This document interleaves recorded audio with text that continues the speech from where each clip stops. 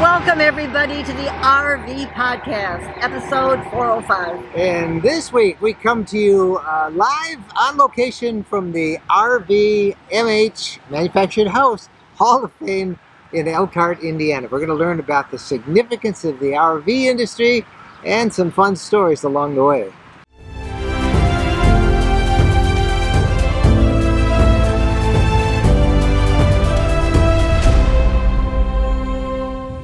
Hi everybody, I'm Mike Wendland. This is my lifelong traveling companion and my bride Jennifer, and a little bit of road noise out there from the freeway on the other side of us here in Elkhart, Indiana. That's where we're coming to you from, and we're here this week because we are hosting our Elkhart Encounter.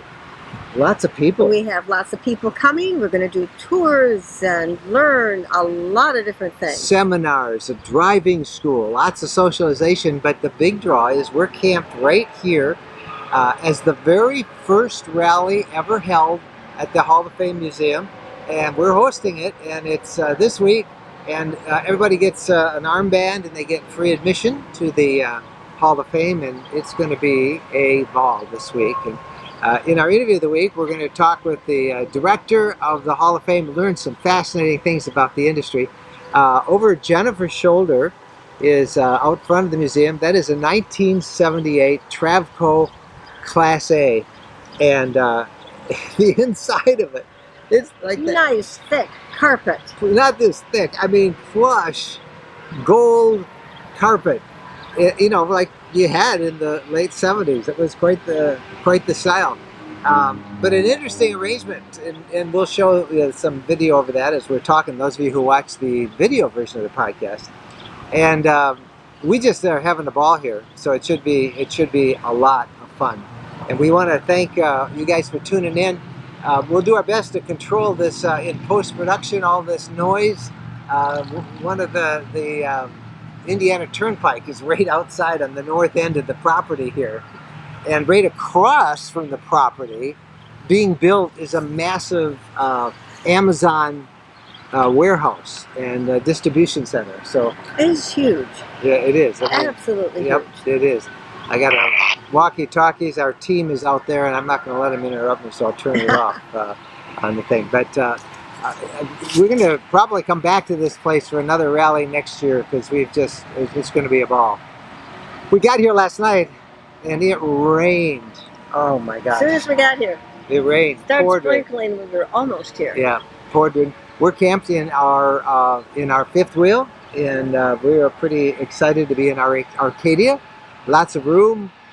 We have electrical hookups, so we have lots of air conditioning. It should be fun. And we've got some feedback we want to do, and then we'll get right into our interview with Daryl. And we've got some questions for this week. But you want to start with some feedback? I will start with some feedback from Mary.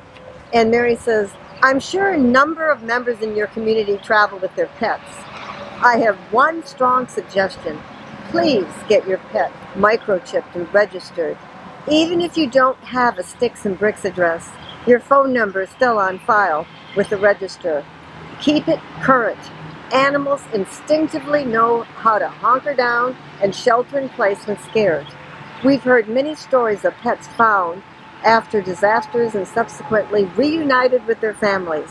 Our late dog was microchipped, and it gave me a peace of mind knowing that if she ran out of the house during a storm, there was a better chance of finding her. And thank you, Mary. That's it. We all should do that. I thought I was going to need a microchip on Bo this morning because there was nobody here. I decided I'd let Bo run free because it's a huge parking lot. We were the only ones here when we woke up this morning.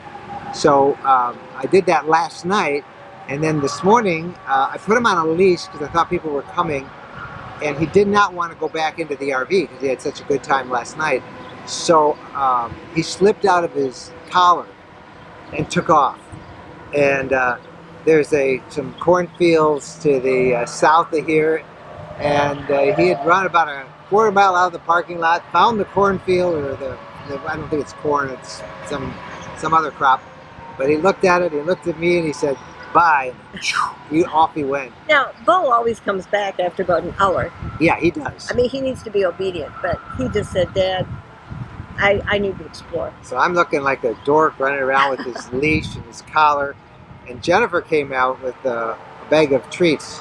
And I asked Bo if he wanted a treat. He heard that from a quarter mile away and came running back through the field, and we captured him. So, and also, he knew your tone of voice. You were mad at him, and I sounded like I wasn't mad at him. I think he was Plus, I had treats. He was a little tired of me. Yeah.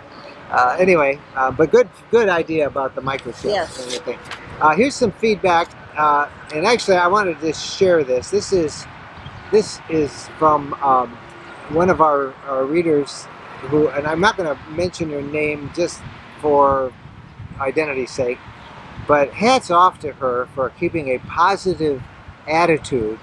You know, when things go wrong, hats off for persevering and moving on, just camping on despite all the setbacks. Brand new owner. I can give her a first name. Her name is Susan, and she posted this on our RV Lifestyle Facebook group this week, and it was an account of her very first and somewhat disastrous camping trip. So listen up. It says, well, we did it. We pulled the trigger and purchased our first tiny camper, a 2018 Jayco J-Feather. Pretty simple, no slides, bunk beds for the grandkids, and a Queen Murphy bed. After traveling last year and staying in hotels for 3 months straight, we decided to see how we liked camping. Park close to home, they say. That's our advice for the first one. Just in case anything goes wrong on your first few camping trips, at least you'll be close. So that's what we did. 30 minutes from the house. We were gone 5 nights, and we had to go home every single day for something. The first day I was out walking around the lake, and I got bit by a random dog and ended up in the ER all day long getting rabies shots. The next day, I forgot to put the EpiPen in the trailer, and we had a wasp that wouldn't leave us alone, so I headed back to get that. Third day, the grandkids forgot some essentials, headed back for that. Fourth day, the raccoons got in our cooler and devoured a whole pan of marinated steak. And the last day, one of the kids had leaned on the refrigerator and turned it off at some point, and we didn't realize everything inside thawed out. Wow, that was our first trip. But Susan says, guess what? We loved it. It's all a learning experience. It was fun, exciting, and relaxing all at the same time, and we know what to do the next time. In fact, we have our next trip planned already in 2 weeks. We're venturing out a little bit further this time, an hour from the house, and we're not taking the grandkids, laughing out loud. Wish us luck. Well, we do, Susan, and you're going to have a great time. We look forward to your feedback on that. Everything that could go wrong went wrong. She has a good attitude. Yep. You know, even like last night, we got here and we had a meeting with our team and the folks from Keystone RV who are just really helping so much. They've organized tours and helped with seminars. So we had a planning meeting set at 4:30, and we had to get all hooked up and ready to go. The rain was pouring down, and we had to leave Bo in the RV, and the electricity wasn't hooked up. So I'm waiting. And I think Christy from from Keystone RV texted me a note. She said, #RV life. And it occurred to me, you know, that is part of RV life. It's part of life in general. There will be things that don't go right, and you just move on through it. And we did. I got the meeting a little bit late, and we had fun. And I was a little bad. I thought we wanted to do it outside. Or Ask Us Anything live shot that goes at 7 on Sundays. I wanted to do it from outside, but the pouring rain was there, so we did it inside, and it all worked out fine. And we get to come outside today, where it is blazingly hot. It's supposed to be in the 90s this week. The whole week. Well, let's do a quick interview with the executive director of the RVMH Hall of Fame, and you'll learn what MH stands for. What do you think it stands for? Well, you'll learn in this interview, and we'll show you some of the stuff that our group will be seeing this week, and then after that we'll come back with the questions. So please stay with us. We'll be right back. Tired of overcrowded campgrounds, competing for reservations, paying high fees for sites? Well, ownership is an emerging trend in RVing that might be right for you. On July 30th, there's a big lakefront sales event at the Landings in Tennessee. Jennifer and I visited the Landings just west of Nashville. They offer incredible RV lakefront properties, up to 70 times the size of a typical RV lot, with frontage on the biggest lake in Tennessee. We loved it. The scenery is breathtaking, and you own it outright. It's not a timeshare. It's your property, your way. You can have your own private dock. You can landscape, garden. They're pet friendly. It's gated and secure with high-speed internet available. There's even free RV and boat storage. It's a wonderful place to make your home base. No more calling around for reservations. Ready whenever you want. Dockable lakefronts start at only $59,900. There's financing and big discounts on multi-lot packages. For information, visit rvlakefrontland.com. That's rvlakefrontland.com. When we're asked what's the most important modification we made to our RV, it's an easy answer. Battle-Born batteries. Battle-Born batteries are quality, safe, reliable lithium batteries that allow us to stay out there off the grid longer.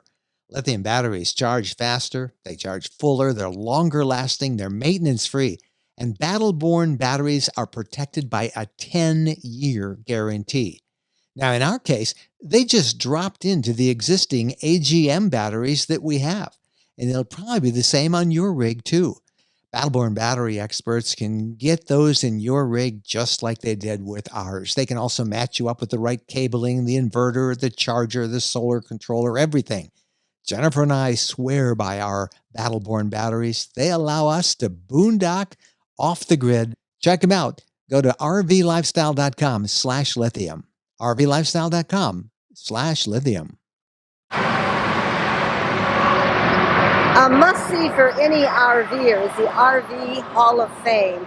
It's worth a trip all by itself, but if you're in the area, definitely make time to stop and enjoy. You're going to love this. We're going to interview the director of the museum. Well, Daryl, it is great to be back at the Hall of Fame, but it's great to be back with all the folks in the RV lifestyle community who are going to have a great rally here this week.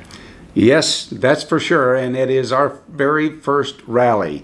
Even though our 1,000,000 square feet and our electric and our water and sewer and everything was here in 2019, we had a little thing called the pandemic, COVID-19, that come along in 2020 and 2021 and delayed us until 2022. So this is our very first rally with the new pavilion and all of the hookups and so forth. Oh, it's a wonderful facility. I think we should probably put our reservation in for next year already, because once everybody sees how much fun. Yeah. And one of the reasons that we didn't do much in 2021 was most of the rallies that were scheduled for 2020 were already paid for, and then they were moved into 2021. So this is the first year that really we were able to do anything. Well, we're delighted. But you know, while we're here, the draw for all the people who are coming to our rally and who come here every day is these beautiful motorhomes that you have on display. These motorhomes, these early towables, all the way up to some of the current displays that you have. But talk a little bit. I don't think most people understand how important the RV industry has been to the economy of this country. Oh, it's huge. I think we're in the top 5 or 6 economy as far as the economy goes. We're in the top 5 or 6 as an industry in the whole United States. It's billions, and so. And it, it started way back 120 years ago. In fact, we have our very first unit is a 1913 travel trailer.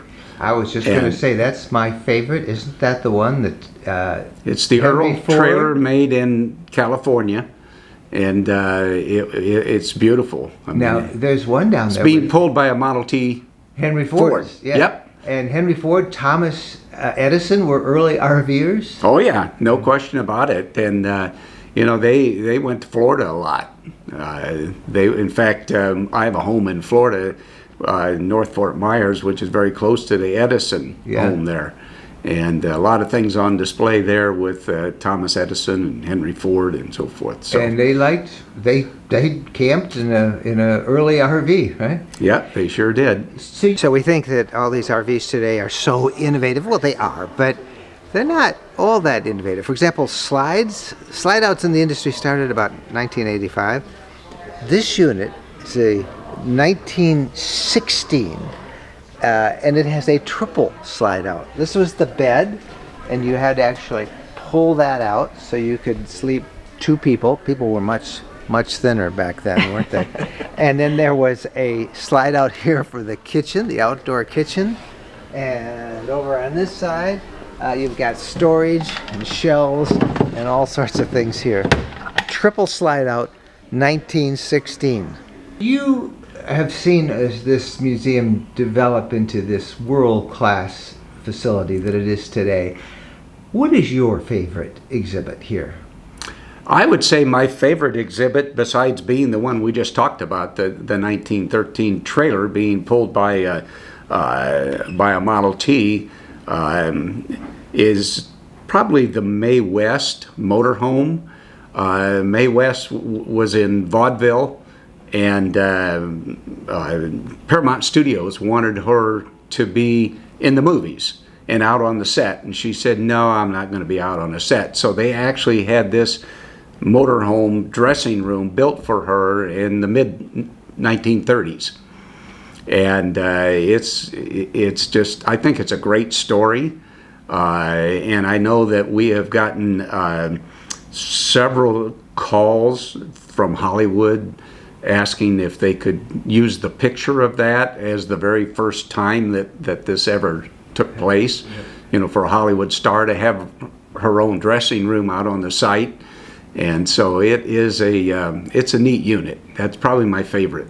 Now, we should point out that this is a destination all in itself, but for RVers, you are also a Harvest Host facility, right? Yes, So we they are. can come I and- think this is we started the year before the pandemic, so we'd be in our 4th year now as Harvest Host, and it's I think it's been a real win-win for Harvest Host, especially during the boom that the RV industry had during the pandemic, and there was a shortage of campsites and so forth. So. For a couple of years. So we had a lot of Harvest Host people because we didn't charge them anything. We merely said, if you're welcome to spend the night, and we would love to have you come through the museum in the morning, but we know a few of them come in and they spend the night and they travel on, and it's probably to stay on schedule.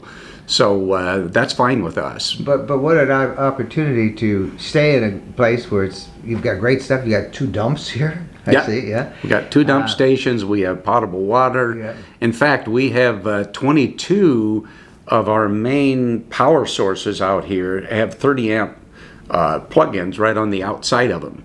Maybe we shouldn't talk about it because too many people are going to hear this and say, we're going to Elkhart. Well, I'll tell you what, that's fine, because we offer that for $40 a night. They can actually plug into the power, and they can use the dump station for that. They can fill up with water if they would like, and they're starting to use. We started that last year, and now it's becoming quite popular. Walk us through how long someone should budget to go through the Hall of Fame, and sort of give them an idea of what they're going to expect if they've never been here before.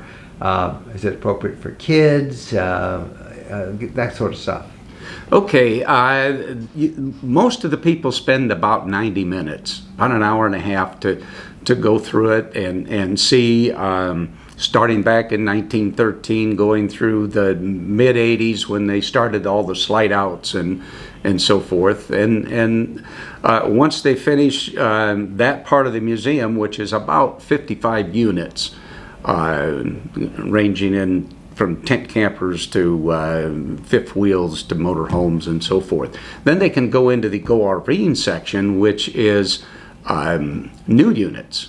And we've been kind of short on new units because there was a shortage of supply, and so the ones that were in there, the manufacturer took them out and sold them. But But there are a number of them in there now where they can go in and see new units, see what's available today, the most up to date, and then in addition to that, when they exit, first of all, we start out in the theater with about a 7-minute video because it's self-guided tour.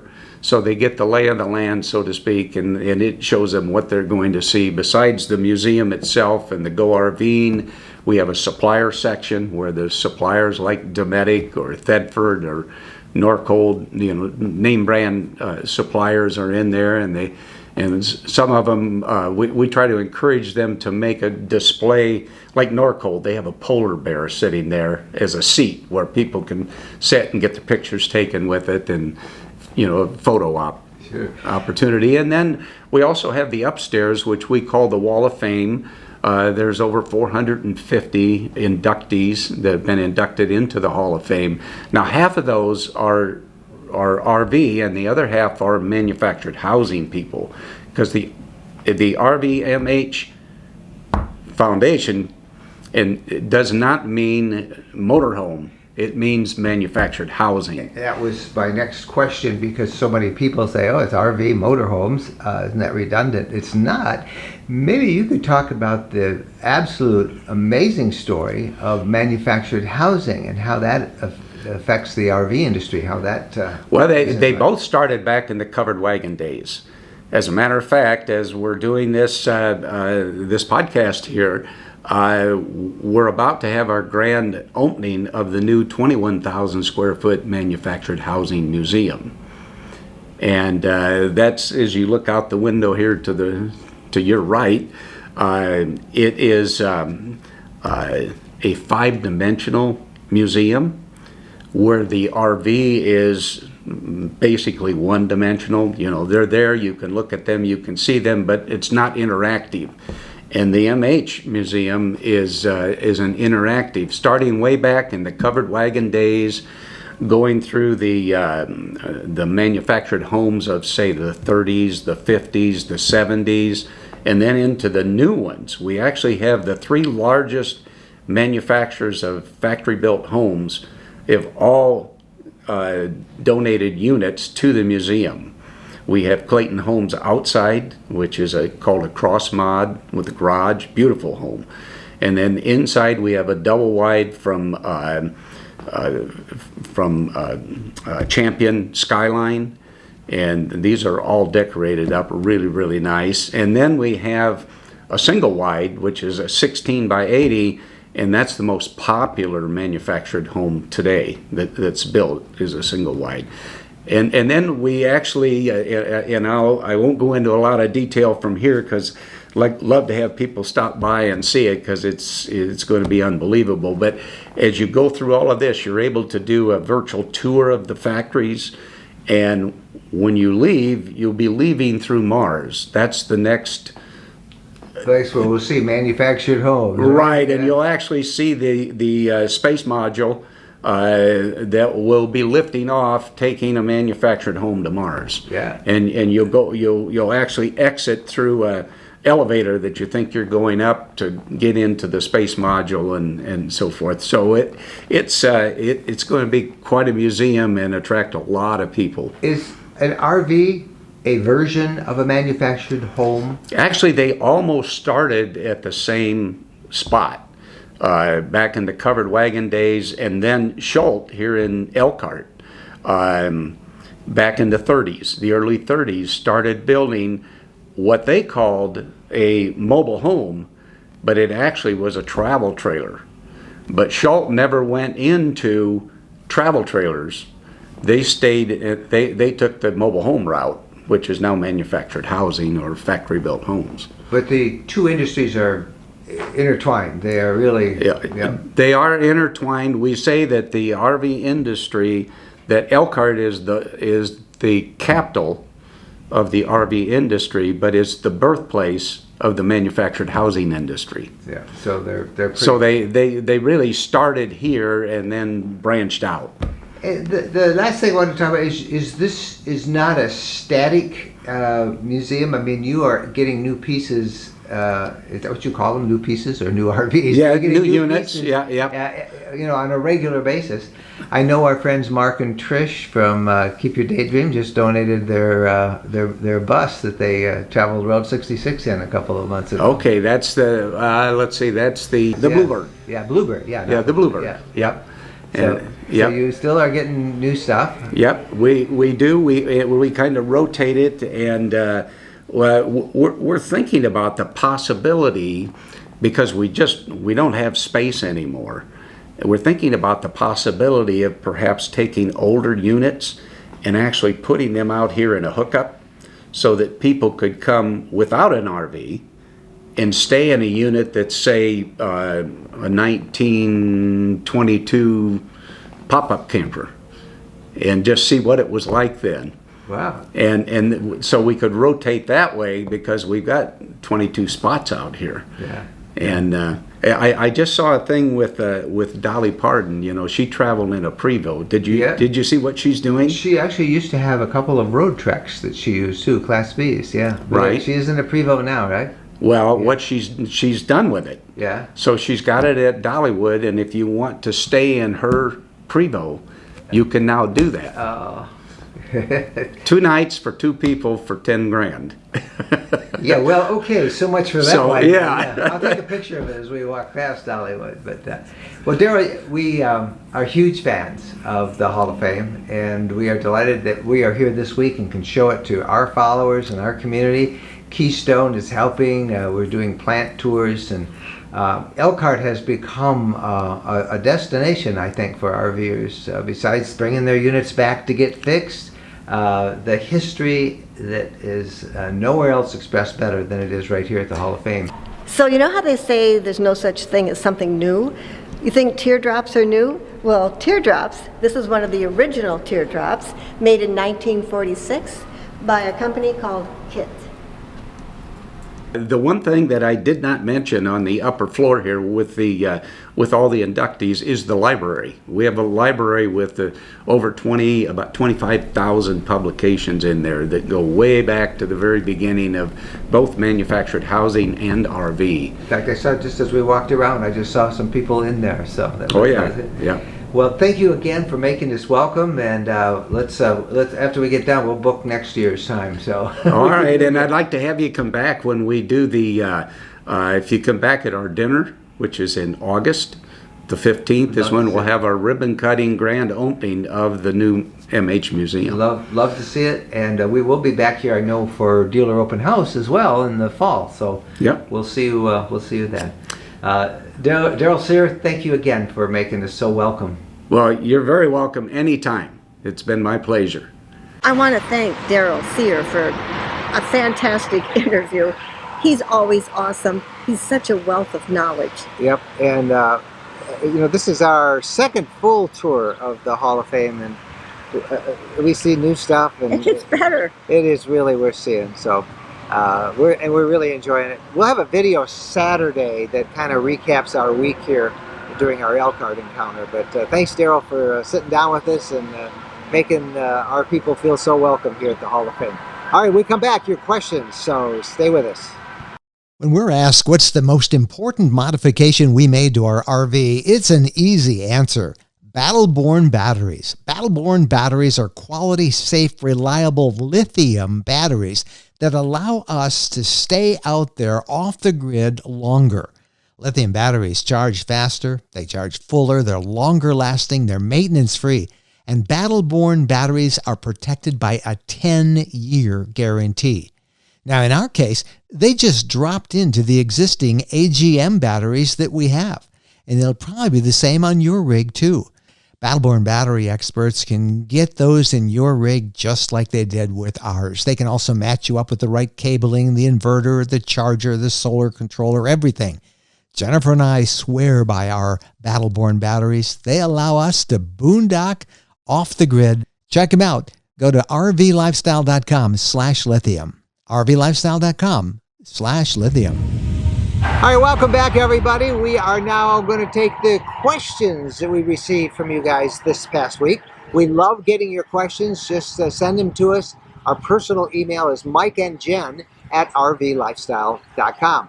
And this week we have two different questions. The first one is from Danny, and he says, recently you discussed using the tire pressure monitoring system for RVs. Which brand do you feel most comfortable with? I'm getting ready to buy one. Well, there are several brands out there, and we have no connection or affiliate arrangement with any of them, but the ones that I would recommend are from an operation called Tire Minder. Tire Minder.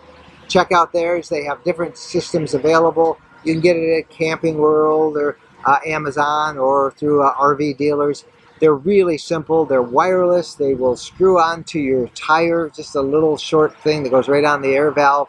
And then it's a Bluetooth remote control to your controller that you have on your dashboard. And we really are big believers in TPMS systems for RVs, especially when you're traveling in hot weather. The higher the pressure, the hotter the tires run.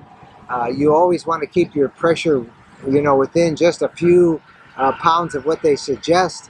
If it gets too big, they tend to blow. If they get too little, they'll wear out and blow as well. So, good thing to have. I don't know what that truck is doing, but Is the new muffler? he needs a horn pressure monitoring system or a muffler or something. I don't know. That was loud. But get a TPMS, Danny. Good thing to have. All right, our second question is from Steve, and he says, hey, do you have any tips on how to unclog a black tank? Oh. I would appreciate it. Oh, well, as a matter of fact, I do. And it's next week's podcast is going to be, you do not want to miss next week's podcast because we are going to talk to a man who calls himself the RV proctologist. I'm not making this up. That's the name of his business. And he's based in Quartzsite, Arizona. He has seen more clogged toilets, handled more black tank, gray tank disasters than anybody else. And he gives you some awesome stories, and he will also give you some very practical tips that are perhaps different than what you were told by the sales guy who was rushing you out the door when you were doing a walkthrough of your new RV. That's next week's podcast. But in that podcast, I asked him, I said, how do you clear it up if it's clogged? And he said that what you want to do is get a hose, take off the metal end of it, and on one end of it, and the other end hook onto hook it in, tie it into a hose that's connected to water, and you push. He said his words: shove it down, open your toilet, that little valve, shove it down there, push it around. It's rubber, run water through it, and usually it's like a little J bend in that plumbing that gets clogged, and he says you might have to push on it a little harder. Just make sure it's just the hose, the rubber hose, so it's not damaging anything. He said that's how they do it.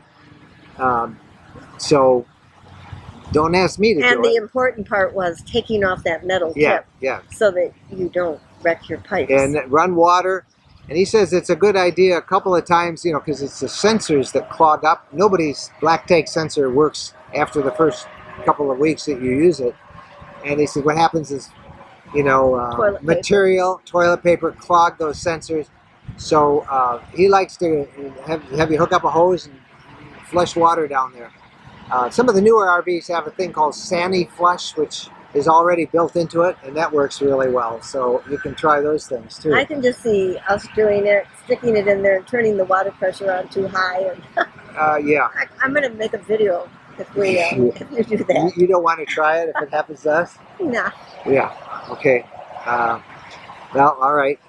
Anyway, be sure to tune in to next week's podcast. So that's how the expert, the RV proctologist, says you clear out a black tank that's clogged. I don't envy you. That sounds horrible. All right, we have an RV rally to get to, and all of our friends look for a full video on it next week, this coming Saturday on our YouTube channel, RV Lifestyle. Are you a subscriber of our YouTube channel? It's RV Lifestyle YouTube channel. By all means, go do that. Then you'll be notified if you click the bell icon when we have new videos. And do you subscribe to the podcast? If you haven't, you should do that. If you like the podcast, please give us one of those 5-star reviews and share a nice review with people. It helps us get attention, and more people get to be experiencing some of the stuff we're talking about. Hey, we're Mike and Jennifer Wendland. Thanks for joining us from Elkhart, Indiana this week. Happy trails!